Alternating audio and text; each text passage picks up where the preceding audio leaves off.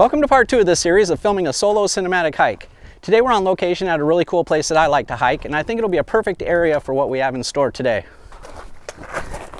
Okay, in the last episode of this series we learned that, well, if we pack too heavy for a hike, we could fall down a mountain and severely injure ourselves.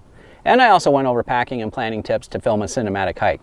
Today we're getting to the good stuff, and we're going to go over camera settings and a number of different shots and techniques to give our hiking video that cinematic feel. Let's get to it.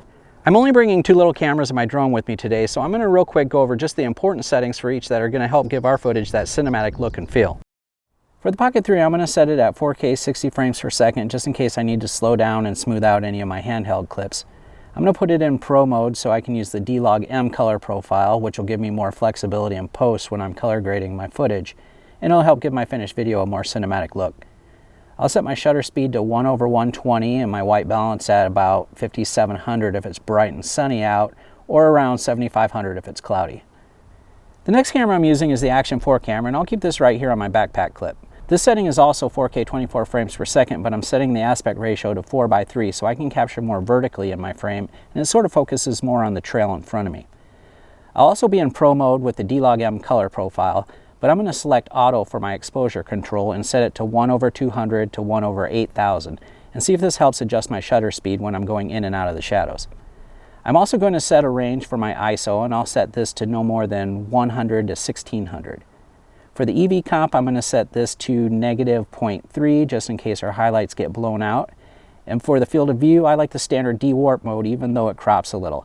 Or wide view looks pretty good with the 4:3 ratio. Okay, we're all set with our 2 camera team. Now we just need to get the drone ready when we need it. For the drone, I'm using the DJI Air2S, and like most DJI drones, it's lightweight, compact, and shoots beautiful 4K video. The Air2S also shoots 5.4K video with the big 1-inch sensor and the D-Log-M color profile. I like to select the 5.4K because it gives me more resolution to work with if I need to zoom in and crop some of my footage without losing quality in my shots.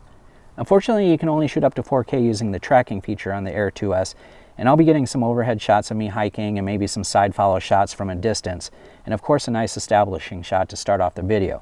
So I guess we'll be shooting 4K with all our drone shots. It'll probably match my footage a lot better anyways. Don't need this anymore. Now that we have the settings all dialed in on our cameras, we can finally start recording our hike. We're going to start out with a good establishing shot using the drone.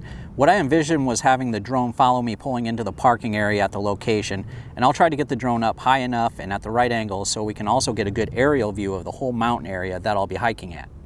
Now that we have a good establishing shot, I'm just going to start my hike and get a variety of the typical shots along with some unique ones.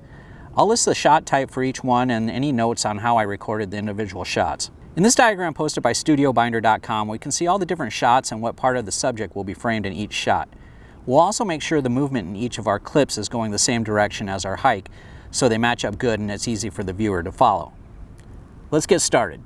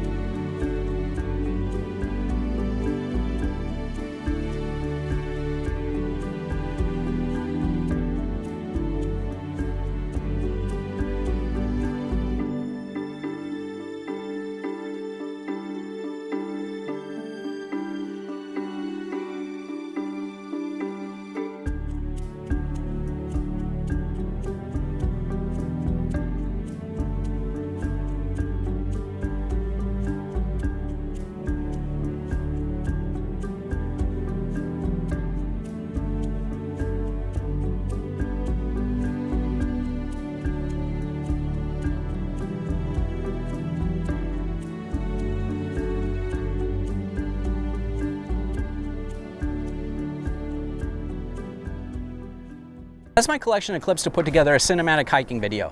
Look for the last part in this series where I'm going to tie everything together with sound, color grading, and storyline. And if you missed the last part of this series where I went over packing and planning for a cinematic hike, you can check it out right here.